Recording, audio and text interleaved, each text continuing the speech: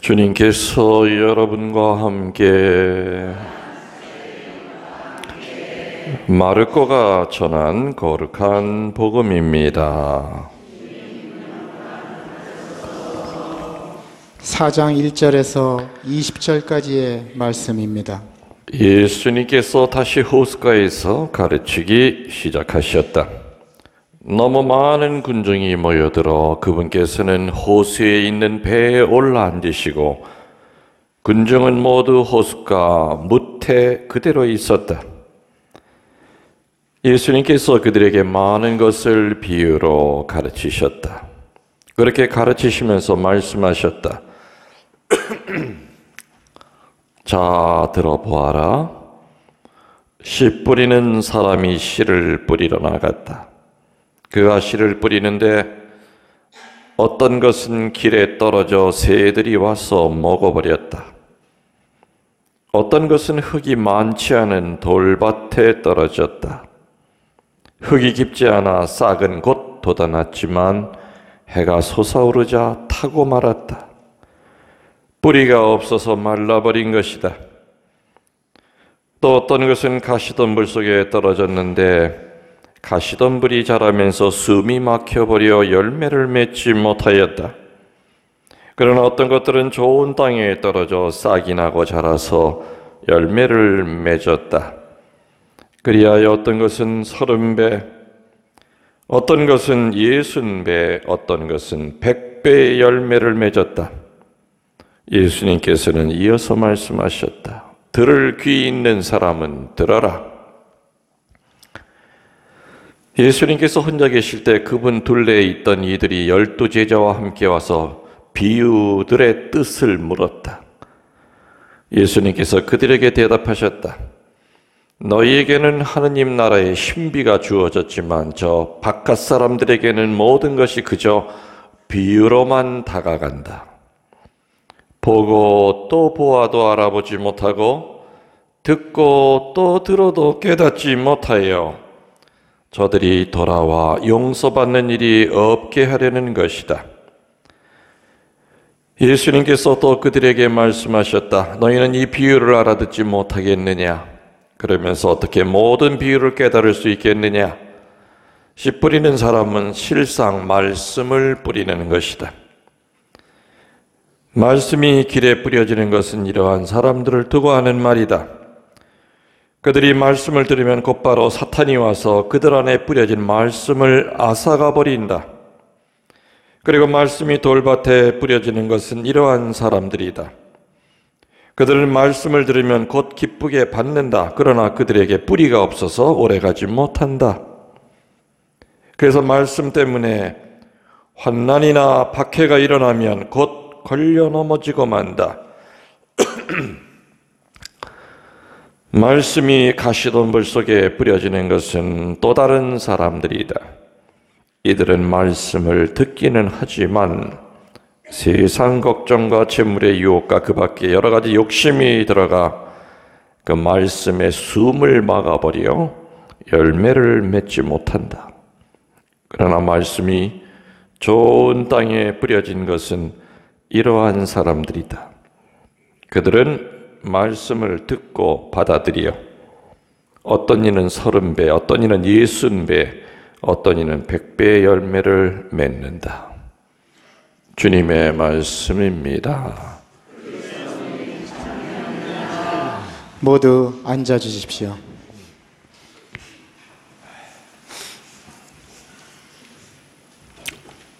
참 예수님, 이 세상에서 인류 역사상 최고의 심리학자이고 최고의 영성의 대가이고 또 어느 누구보다도 행동주의자고 그러신 분이 한 분이 계세요. 누굽니까? 네? 예수 그리스도죠.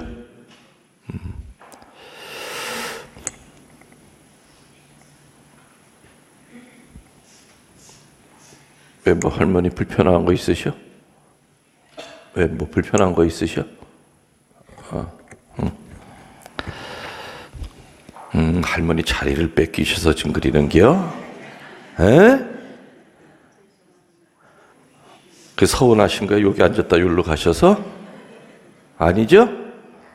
그건 아니죠. 근데 자꾸 집중을 못 하시니까 저 할머니가 지금 삐졌나? 자리를 우리 저 김 의원한테 자리 뺏겨가지고서는 삐졌나? 원래 우리 토마스 그 자리가 저 할머니 붓배기 자리야. 이 성당에도 보면은요, 다 자기 자리가 있어. 웃기는 거지, 아무튼. 만일에 누가 그 자리에 앉자로 난리나, 원래. 자기가 편한 자리가 있잖아요. 그런가 봐요. 난 또, 이제 그만 얘기하고 날 쳐다보셔. 자꾸만, 지방방송을 하니까 내가 강론을 못 하잖아.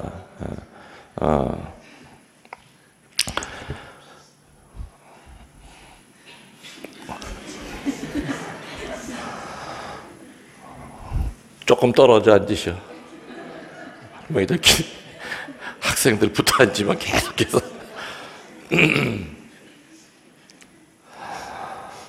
지금 내가 뭐라 그랬어요?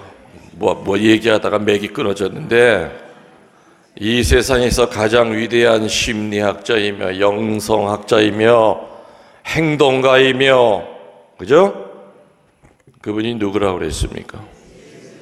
왜 그렇게 생각하세요? 왜 그분이 위대한 심리학자이고 면담가이고 상담가이고 행동주의자고 말로만 하시는 분이 아니라 행동 보여주신 분이고 영성의 대가, 이 세상 태초일의 어느 신학자들보다도 가장 위대한 신학자여 철학자였던 분이 바로 예수 그리스도다. 동의하십니까?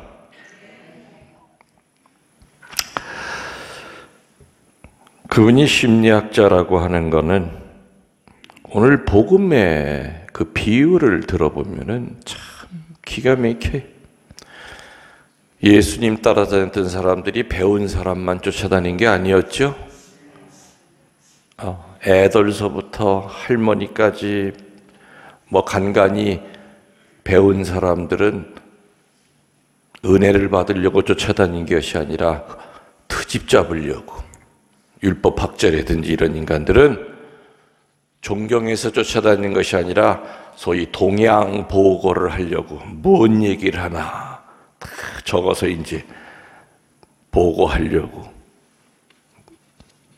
대부분은 그야말로 일자 무식인 사람들이 쫓아다녔어요. 그런데 예수님이 그때마다 어렵게 얘기하셨어요? 쉽게 얘기하셨어요? 쉽게 얘기하잖아요. 오늘 복음도 유대인이면 누구나 다 알아들을 수 있는 얘기예요. 길에 떨어진 씨앗의 이야기도 벌써 바로 알아듣고, 돌밭에 떨어진 씨앗의 이야기도 바로 알아듣고. 여러분들은 아니 세상에 농부가 애초부터 돌밭에 뿌리는 농부가 어디 있어요? 우리나라 농사법을 생각하면 그 생각이 들 거예요. 그러나 유대인들의 농사법은 우리랑 그렇지 않아요. 어떤 때는 사람이 다니는 길이 되기도 하고 전혀 달라요, 우리랑 농사법. 그 때문에 유대인들은 바로 알아들 수 있죠. 길바닥, 돌밭, 가시덤불, 좋은 흙. 좋은 흙에 떨어지는 씨앗은 정말 럭키한 거죠. 행운의 씨앗이죠. 자, 씨를 뿌렸는데 첫 번째 어디에 떨어졌다고 나와 있습니까? 길바닥에 떨어졌다. 길은 어떻게 만들어졌습니까? 뭐 지금처럼 아스팔트를 깔고 콘크리트를 치는 그런 길이 옛날에는 없었죠. 길이 되려면 반드시 뭐가 지나다녀야 돼요? 그렇죠. 사람이 지나다니든지 짐승이 지나다니든지 어디든지 지나다녀야 돼요. 근데 그런 길바닥에 떨어진 그런 씨는 새들이 와서 쪼아 먹었다. 여러분들, 바닥자가 들어가는 게 또 뭐 있을까요? 응? 길바닥, 손바닥, 발바닥, 쌔바닥, 혓바닥, 다 바닥자가 들어가요. 자, 그런데 이 네 가지 바닥 가운데서 딱딱한 거 순서대로 얘기해 보세요. 첫 번째가 무슨 바닥이 제일 딱딱해요? 두 번째, 발바닥. 세 번째, 손바닥. 마지막, 혓바닥.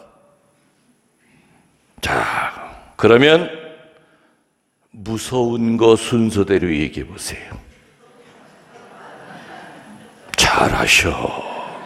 영성의 대가들이셔. 네 가지 바닥 가운데서 무서운 거 순서대로 하면은 1번이 당연히 길바닥이 아니라 혓바닥이에요. 두 번째,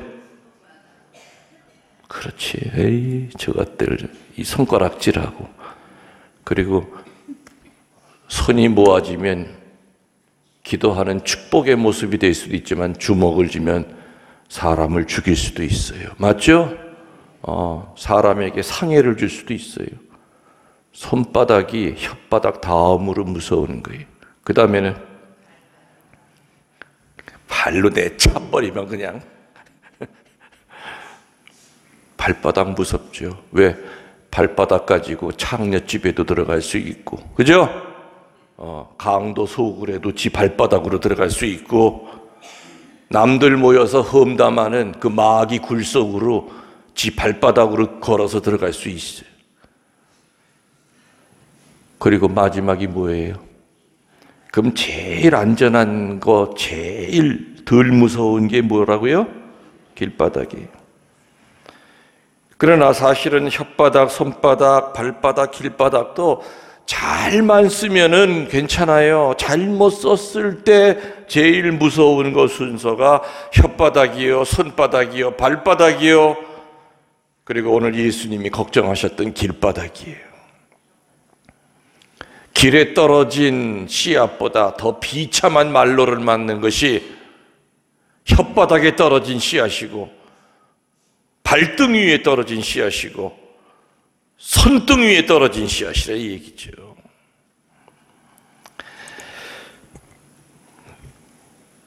오늘 예수님이 씨앗이 뿌려진 장소를 네 가지를 들어서 얘기하셨을 때 첫 번째가 길바닥이에요. 길바닥은 상징적으로 굳어 있는 마음을 뜻합니다. 굳어 있는 마음이 어떤 마음일 것 같아요? 하느님의 말씀이 와도 받아들이질 않아. 몸뚱아리는 열심히 성당 들락거리는데 피정이라든지 좋은 세미나는 연락에 다니는데 딱 닫혀 있어. 굳어 있는 마음. 일을 열심히 해서 손이 굳어 있는 건 참 아름다운 손이에요. 맞죠? 자식을 먹여 살리느라고 아버지 엄마의 손이 다 굳은 살이 배긴 건 정말 은총스러운 손이에요. 근데 마음이 굳어 있는 사람들이 있어요. 정으로 아무리 때려도 깨지지 않는 마음이 있어요. 무조건 튕겨내기만 하는 마음이 있어요. 결국에 그런 마음에 하느님의 말씀에 씨앗이 뿌려져도 뿌리를 어떻게 내립니까? 새들이 와서 쪼아 먹거나 사람들 발에 밟힌다고 그랬죠, 오늘 예수님이. 여러분이 오늘 지금 제 말을 이해했듯이 그 당시에도 예수님의 얘기를 듣는 그 당시에 유대인들은 바로 알아들었어요. 시간이 없으니까 하나하나 가지고 길게 얘기할 수는 없고요. 두 번째 마음은 어떤 마음이라고 그랬어요? 돌밭과 같은 마음이 있다. 이 돌밭과 같은 이 돌밭에 씨앗이 뿌려지면은 흙이 별로 없겠지요. 그러니까 뭐가 제대로 뿌리를 못 내리겠습니까? 뿌리가 당연히 못 내리죠. 해가 뜨니까 어떻게 됐다고요? 그렇죠. 아무리 뜨거운데도 뿌리가 깊이 내려가 있으면 땅속 깊은 데서부터 수분을 빨아들여서 위에 더위를 식혀지만은 뿌리가 내려 있지 않으면 해가 뜨면 말라버려요. 길바닥이 더 단단한 거예요? 돌밭이 더 단단한 거예요? 길이 딱딱한 거예요? 돌멩이가 딱딱한 거예요? 당연하죠. 길바닥보다 더 강하고 딱딱한 게 돌밭이에요. 그래서 돌밭에는 이 세상 어떤 것도 키울 수가 없어요. 한마디로 교만한 밭이지요. 무슨 밭이요? 교만으로 가득 차 있는 사람. 교만으로 가득 차 있는 사람. 같은 말씀을 들어도 어떤 이는 그 말씀을 듣고 회개하고 개선하려고 애를 쓰는데 돌밭의 마음의 소유자는 은혜로운 말을 들어도 분노를 해요. 자기한테 하는 것처럼 착각을 해요. 피정 듣다가 어떤 얘기하면 다른 사람들은 아 그래 신부님의 입을 통해서 나를 지금 깨우쳐주고 계시구나 하면서 뭔가 바뀌려고 노력하는데 이 교만한 마음의 소유자들은 그걸 들으면 못 참아요. 지가 뭔데 나한테 그런 얘기를 해요.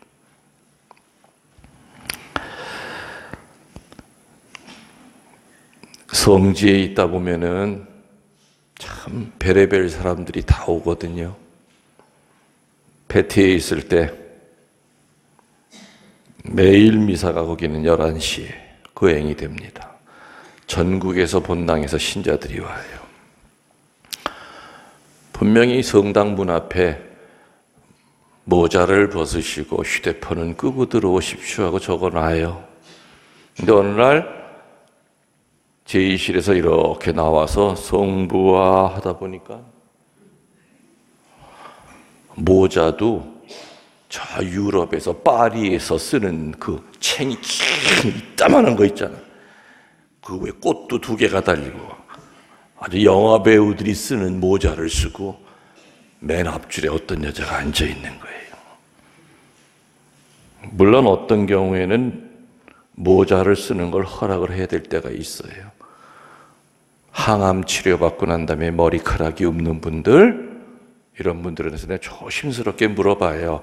혹시 저기 있는 자매님 꼭 쓰셔야 될 이유가 있으십니까? 아니면 주변에서 암 환자예요. 그럼 쓰십시오. 근데 그날은 앞에 아주 럭셔리한 그냥 챙이 긴 모자를 쓰고 그냥 앞에 앉아 있길래 근데 얼굴을 보니까 암 환자 얼굴을 앞만 봐도 아니야. 얼마나 그냥 살이 티룩티룩 좀. 그래서 내가 미사 시작하기 전에 일단 해결을 해야 되겠다. 안 그러면 미사 시간 내내 내가 분심이 들 것 같아서 저기 아주 웃으면서 내가 또 생글생글 했죠. 또 인상 쓰면서 하면 또 상처받을까 봐 혹시 자매님 뭐 이 모자 쓰셔야 될 이유가 있어요? 그래. 아니요. 그래. 그러시구나. 성당에서는 모자 벗으셔야죠. 뒷사람도 잘 안 보이잖아요. 그랬더니 들은 척도 안 해.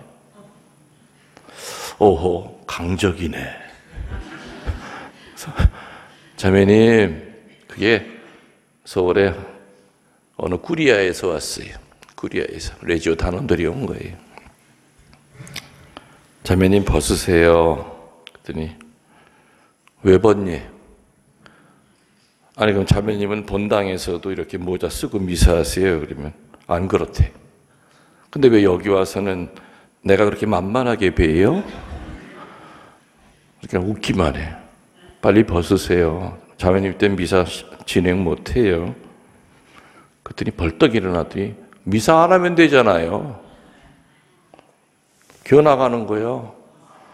그 주변에 같이 온 신자들은 얼굴이 빨개서 와, 세상에 별놈의 여자가 다 있네.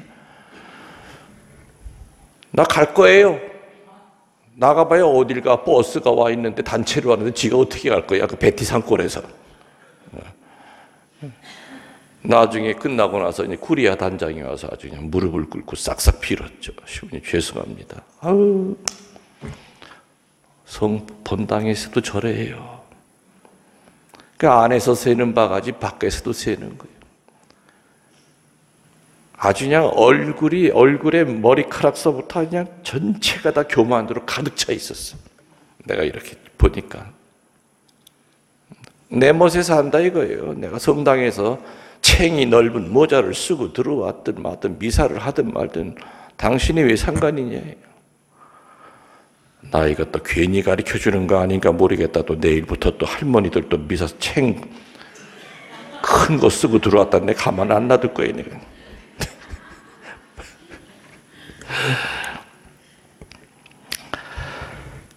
돌밭과 같은 마음은 교만의 돌멩이가 마음속에 가득 차 있기 때문에 예수님이 강론해도 예수님이 설교해도 절대로 그거를 자기 말이라고 안 알아들어요. 이 교만에 가득 찬 사람은 좋은 얘기를 들어도 부부가 같이 앉아 있는데 부부가 다 교만해. 그럼 이런 얘기 들으면 서로 어떻게 해요? 내 가슴을 치는 것이 아니라 신랑 가슴을 때려 이놈아. 저 얘기 네 얘기다 이놈아. 잘 들어 이놈아. 어디 졸고 앉았어요? 또 남편을 마누라 가슴 때리면서 이 인간 잘 들어. 어디 네 얘기하고 앉았는데 아이고 내가 속이 다 시원하네. 신부님이 저 얘기 해주니까. 서로가 다 지 얘기인데 다른 사람 가리키면서 저 얘기 저 사람한테 해당되는 얘기야. 여러분들도 그런 적 많았지 않아? 아니기를 볼 때. 아유, 저 얘기 저거 우리 반에 저거 아유 그 자매 와서 들었으면 딱 좋은 얘기인데. 말씀을 들은 때는 말씀을 들으면서 남을 생각할 때는 딱 한 가지예요. 주님, 이 자리에 참석 못한 내가 기억해야 될 그 사람에게도 내가 오늘 들은 저 말씀의 은혜가 그대로 전달되게 주님, 그 사람도 치유시켜 주십시오. 이런 것만이 남을 위한 거지 내가 듣고 회개해야 될 것을 자기는 저 말씀과 아무 상관이 없다고 남에게 손가락질하는 거. 이건 돌밭 같은 마음입니다. 세 번째는 가시덤불에 떨어진 씨앗. 가시덤불 하면은 제일 먼저 떠오르는 게 뭘까요? 근심 걱정이에요. 그죠? 머릿속이 복잡한 사람은 잠을 자도 복잡한 꿈을 꿔. 하루 종일 머릿속이 복잡해. 근심 걱정으로 그냥 머리끝에서 발가락까지 다 차 있어. 그런 사람들만 또 그 가족들이 다 그래. 그러면 그 가정은 근심 걱정으로 가득 차 있는 가정이에요. 가시덤불에 떨어진 씨앗은 숨이 막혀가지고 열매를 맺지 못하였다. 한마디로 가시덤불 같은 마음은 인성의 상처가 깊은 마음이에요. 인성이 참 중요하다고 그랬죠? 저 신부님의 인성은 참 아름다워. 저 수녀님의 인성은 정말 착해. 인성은 교육 가지고 해결이 안 돼요. 책을 많이 본다고 내 인성이 바뀌는 척은 하지만 어린 시절에 받았던 깊은 상처가 있는 사람이 대학원을 나와서 박사학위를 받는다고 해가지고 그 인성의 상처가 고무지우개로 지우듯이 사라지느냐? 안 지워져요. 신학교 들어오기 전에 상처를 많이 가지고 있는 사람은 신학교 들어와서 교육을 받고 신부가 돼도 그 인성의 상처가 어둠으로 바뀌어 있기 때문에 반드시 드러나요. 유니폼이 중요한 게 아니에요. 그 사람의 직책이 높이 올라간다고 해서 그 사람의 인성이 바뀌냐? 아니에요. 사랑이 많은 사람은 부모에게 사랑을 받아야 사랑을 줄 수도 있지요. 어둠만 어릴 적 시절부터 받은 사람은 커서도 그 사람한테서 나오는 건 어둠밖에 없어요. 길바닥 같은 마음으로 살 수밖에 없고 돌밭 같은 마음으로 살 수밖에 없죠. 종합 세트가 돼요. 어둠의 종합 세트. 이 가시덤불은 인성의 상처가 깊은 사람을 가리키는 얘기입니다. 상처는 의식 속에 또렷이 있는 상처도 있고 전혀 나는 기억 못하지만 내 무의식 속에서 나를 조종하고 지배하는 그런 무의식의 상처도 오히려 의식의 상처보다 훨씬 더 많아요. 그 무의식의 상처는 거슬러 올라가면 엄마 뱃속에서부터 받은 상처, 태아 때 받은 상처, 엄마가 나를 죽이려고 산부인과 앞을 수십 번 왔다 갔다 할 때마다 그 엄마 뱃속에 든 아이는 죽음의 공포를 느껴요. 10달 동안 죽음에 대한 공포를 느끼고 이 세상에 나온 아이가 올바른 인성을 가질 수 있겠습니까? 못 가져요. 지독한 에고이스트가 될 수 있고 또 폭력을 써요. 그런 애들은. 그래서 한 사람의 그 모습은 바로 뱃속에서부터 그 인성이 결정되기 시작하죠. 그래서 이렇게 가시덤불과 같은 마음의 소유자는 사는 게 기쁨이 없어요. 늘 슬프고 우울해요. 그리고 본인도 왜 우울한지를 몰라요. 왜 이렇게 사는 게 슬픈지 몰라요. 물론 남편한테 받았던 상처, 자식한테 받았던 상처는 내 의식 속에 돌에 새겨져 있죠. 열심히 기도하고 노력해서 이제는 남편도 사랑까지는 못해도 내가 용서할 수 있는 단계에 이르렀고 나한테 상처 줬던 사람들 예수님의 마음으로 품어줄 수 있는 상태가 됐는데도 불구하고 혼자 가만히 있으면 여전히 슬퍼요. 여전히 우울해요. 그것은 아직도 무의식 속에 내가 기억 못하는 상처가 아직도 존재하기 때문에 그래요. 덤불 같은 마음. 오늘 예수님이 마지막으로 씨는 반드시 이런 땅에 떨어져야 돼라고 하면서 마지막으로 하신 그 땅은 돌밭도 아니고 길바닥도 아니고 가시덤불 속도 아니고 좋은 땅에 떨어진 씨야. 한마디로 겸손한 마음이에요. 성경에서 얘기하는 좋은 땅이라고 하는 것은 겸손한 땅이에요. 겸손한 마음이에요. 그런 땅에는 겸손한 마음의 바탕이 되어 있는 그 땅에는 씨앗이 떨어지면 30배로 커지는 것도 있고 60배 열매를 맺는 것도 있고 100배가 된 것도 있다. 그래서 우리들은 좋은 땅이 되려고 애를 써야죠. 근데 그거는 하루에 수백 번 좋은 땅, 좋은 땅, 나 좋은 땅, 좋은 땅. 겸손. 아침에도 겸손, 점심에도 잠잘 때도 겸손. 그런다고 겸손해져요? 어떻게 해야 겸손해지는 거예요? 어떻게 해야 좋은 땅이 되는 거예요?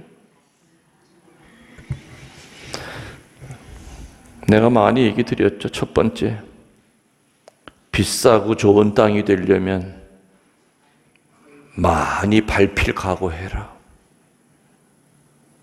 한국에서 제일 비싼 땅일수록 사람들이 많이 밟고 다니는 땅이에요. 맞습니까? 틀립니까?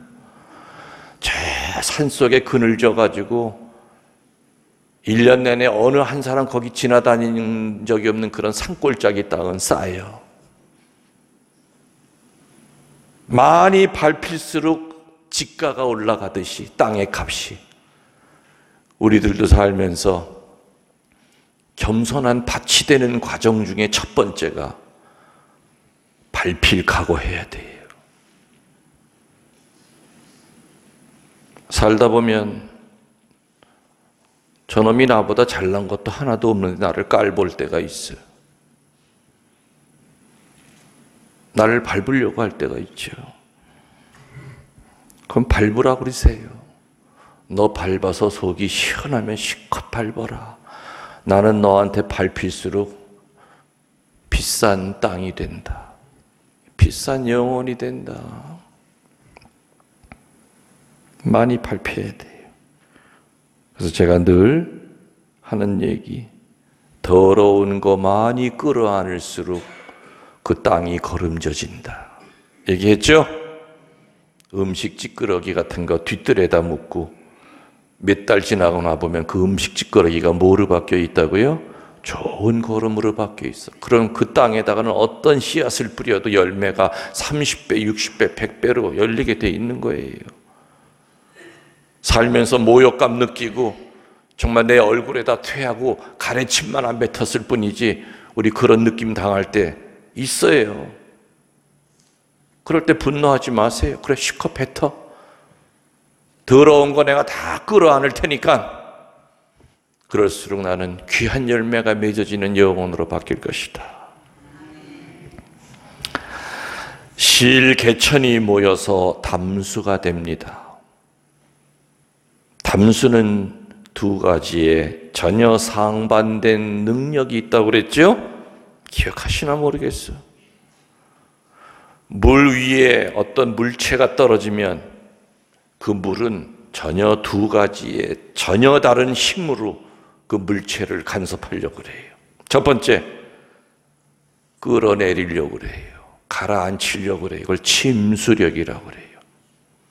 두 번째, 반대로 뜨게 하려고 그래요. 그걸 뭐라고 그래요? 부력이라고 그래요. 담수 위에 물체가 떨어지면은 침수력이 세면은 그 물체는 바닥까지 떨어지는 거예요. 반대로 침수력보다 부력이 더 강하면은 그 물체는 둥둥 떠다니는 거예요. 맞죠? 자, 우리 신앙생활 보면은요, 어떤 분은 그분의 입에서 남 험담하는 말 한 번도 들어본 적이 없어. 그분이 입만 열면은 남을 이렇게 떠받들어줘요. 아우, 그 자매님 참 훌륭해요. 아유, 우리가 몰라서 그렇죠. 배울 점 많아요. 입만 열면 늘 남을 이렇게 떠받들어주는 그 부력의 역할을 하는 사람이 있는가 하면, 반대로 입만 열기만 하면 1년 내내 물귀신처럼 그냥 끌고 내려가, 바닥으로.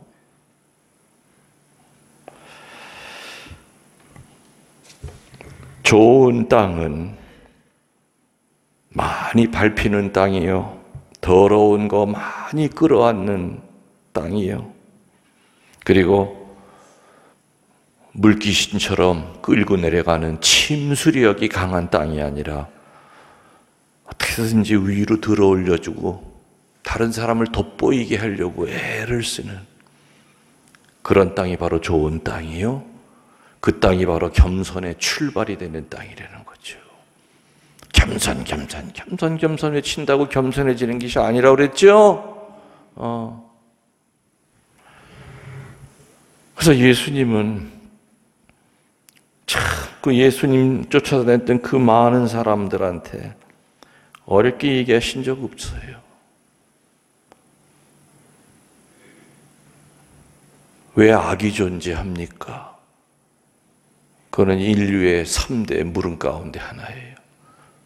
수많은 철학자들이 얘기했지만은 예수님은 밀과 가라지의 비유를 가지고 얼마나 명쾌하게 악의 존재의 이유에 대해서, 그리고 그 악의 마지막 결말에 대해서 신자들 답답했던 마음을 다 풀어주잖아요. 왜 착한 사람은 고통을 받아야 되고 못된 인간들이 왜 세상 오르면 더 잘 되는 것 같습니까? 이거에 대한 질문은 2000년 전, 수천 년 전부터 하느님에게 계속 도전하고 던져지는 질문이었죠. 고통 중에 있던 욥의 입에서 나오는 말은 완전한 답이 아니었지만 신약에 이르러 예수님은 그 고통의 의미, 선한 자가 받는 그 고통스러운 그거에 대한 의미를 설명해 주시면서 힘을 주셨죠. 오늘 예수님은 들을 귀가 있는 사람은 뭐라고요? 알아들어라. 들을 귀가 있는 자는 알아들어라. 길바닥처럼 굳어있는 마음은 못 알아들을 거예요. 돌멩이가 모여있는 그런 마음의 소유자, 교만한 마음의 소유자도 못 알아들어요. 가시덤불처럼 상처가 많고 근심 걱정으로 가득 차 있는 사람은 예수님이 코앞에 계셔도 볼 수도 없고 그분이 해주시는 말의 뜻이 뭔지도 못 알아들어요. 좋은 땅이 되도록 노력해야 되고, 오늘 특별히 이제 잠시 후에 세례받는 토마스, 현역 국회의원으로서 이제껏 살 때는 내 이성과 그리고 가지고 있는 경험과 배운 철학을 가지고 의정 활동을 했지만, 오늘 세례받는 이 순간부터는 새로 태어나서 성령의 도우심을 가지고 국민의 종복으로서 백성들의 아픔을 위해서 목숨을 바칠 수 있는 그런 좋은 정치인이 되는 그런 날이라고 생각이 됩니다.